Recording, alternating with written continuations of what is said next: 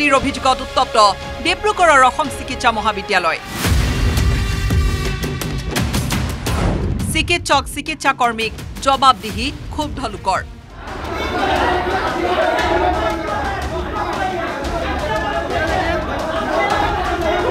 ভুক্তভোগী পৰিয়ালক সংগ দি প্ৰসূতি কক্ষত ভিৰ কৰিলে শহ লোকে। বহু চেষ্টাৰ মূৰত কৰ্তৃপক্ষই নিয়ন্ত্ৰণ কৰিলে পৰিস্থিতি।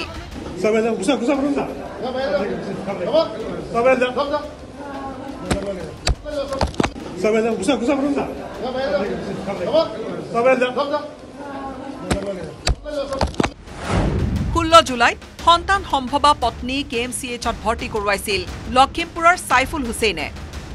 প্ৰথমে এমাহৰ পাছত প্ৰসৱৰ সময় নিৰ্ধাৰণ কৰিছিল চিকিৎসকে। ডক্টৰে মানে চালে চাই পিনি কৈছে যে বেবিটো ঠিকে আছে, ৰিপৰ্ট সব চালে নৰ্মেল আছে বুলি ক'লে। মই ক'লো যে ঠিকে আছে, তেওঁ কৈছে আৰু এমাহৰ টাইম আছে। কিন্তু প্ৰসূতিয়ে বিষ অনুভৱ কৰাত শনিবাৰে পুৱা চিকিৎসাকৰ্মীয়ে লৰালৰিকৈ প্ৰসূতি কক্ষলৈ লৈ গ'ল আসমিনা বেগমক। চিকিৎসাকৰ্মীৰ ইমানেই লৰালৰি আছিল যে স্বামীৰ চহী নোলোৱাকৈ সম্পন্ন কৰিলে প্ৰসূতিৰ অস্ত্ৰোপচাৰ। মোৰ ল'ৰা সাইফুল হুছেইনৰ চাইন নোহোৱা কৰি মানে এহেতে মানে সিজাৰিং কৰি দিলে। তাৰপিছত বুৱাৰী যেতিয়া সুস্থ হৈছে তেওঁ কৈছে, মোৰ বুৱাৰীয়ে সুধিছে তোমাৰ কি হৈছে? কৈছে কি বোলে মোৰ ছোৱালী হৈছে। তেতিয়াহ'লে ছোৱালী হৈছে বুলি কৈছে। 7টামান বজাত কৈছে ল'ৰাক ফোন মাৰি পিনি চিষ্টাৰে কৈছে যে তোমাৰ ল'ৰা এটা হৈছে, মৰি গৈছে, ল'ৰাটো আহি লৈ যোৱা। প্ৰসূতি কক্ষৰ সন্মুখ পোৱা মাত্ৰকে সন্তানৰ বাপেক হোৱাৰ খবৰ দি সাইফুল ইছলামৰ পৰা নথি পত্ৰত চহী ল'লে চিকিৎসাকৰ্মীয়ে। কিন্তু ল'ৰা নে ছোৱালী সেয়া নজনালে চিকিৎসাকৰ্মীয়ে। সাইনটো ল'লে, সাইনটো লোৱাৰ পিছত মই জাষ্ট ওলাই কিনে গৈছিলোহে গেটৰ পৰা বাহিৰত। গেটৰ পৰা বাহিৰত ওলাই যোৱাৰ লগত মোৰ মানুহজনী ওলাই দিলে। মই আকৌ গৈ সুধিলোঁ যে ছাৰ ইমান জল্দি চিজাৰিংটো নহয়, ইমান জল্দি চিজাৰিং হ'ল যে?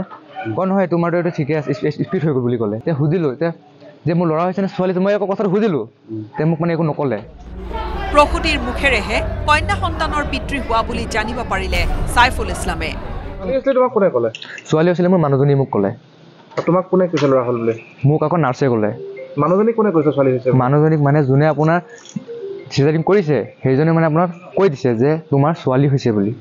কিন্তু খন্তেক পিছতে পত্নীয়ে মৃত পুত্ৰ সন্তান প্ৰসৱ কৰা বুলি সাইফুলক জনালে চিকিৎসাকৰ্মীয়ে। নাৰ্ছে কৈছে ছোৱালী হৈছে, ডক্টৰে তলত আহি কৈছে মোৰ ল'ৰা হৈছে। সেইটো মই মানি ল'লোঁ। আচ্ছা মই মানিলোঁ মোৰ ল'ৰাই হৈছে, মই সেইটোও মানিছিলোঁ। লেকিন 5-10 মিনিটত আপোনাৰ আধা ঘণ্টা 1 ঘণ্টাতো পুৰা টাইট হৈ নাযায় বডিটো, কোলা হৈ গৈছে, পেট একদম নাভিটো কোলা হৈ আছে, উঠ কোলা হৈ আছে, বডিটো পুৰা টাইট হৈ গৈছে, এনেকৈ লাগিছে ফ্ৰিজৰ ভিতৰৰ পৰা ওলাই আনি দিছে মোক। তাৰ পিছত উত্তপ্ত হৈ পৰিল ডিব্ৰুগড়ৰ অসম চিকিৎসা মহাবিদ্যালয়ৰ পৰিস্থিতি। প্ৰসূতিক কন্যা সন্তান জন্ম হোৱা বুলি কোৱা চিকিৎসাকৰ্মীয়ে মৃত পুত্ৰ সন্তান চমজাই দিয়াক লৈ আৰক্ষীৰ কাষ চাপিছে লখিমপুৰৰ পৰিয়ালটো। মাতৃ আৰু মৃত সন্তানৰ DNA পৰীক্ষা কৰি AMCH কৰ্তৃপক্ষই সন্তান সাল সলনিৰ অভিযোগৰ সদুত্তৰ দিব বুলি আশাৰে বাট চাইছে প্ৰতিগৰাকী প্ৰসূতিৰ পৰিয়ালে। ডিব্ৰুগড়ৰ পৰা জেচিম আহমেদৰ report, news 18 Assam north east.